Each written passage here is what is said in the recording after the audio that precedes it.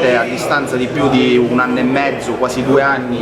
dalla nomina del suo assessorato alle attività produttive, questo Consiglio Comunale, di riflesso l'intera città di Catania, non ha potuto vedere,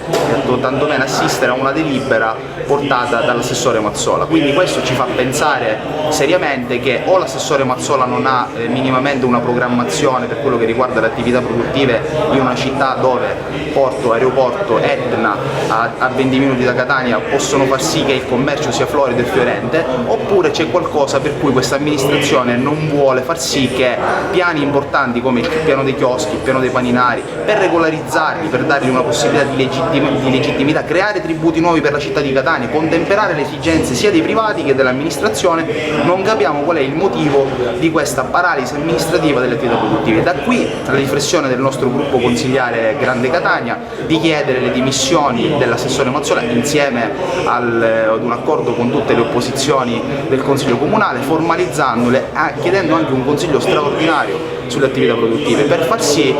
di dare una smossa e che il sindaco si prenda la responsabilità di quello che in questa città sta accadendo per quanto riguarda il commercio.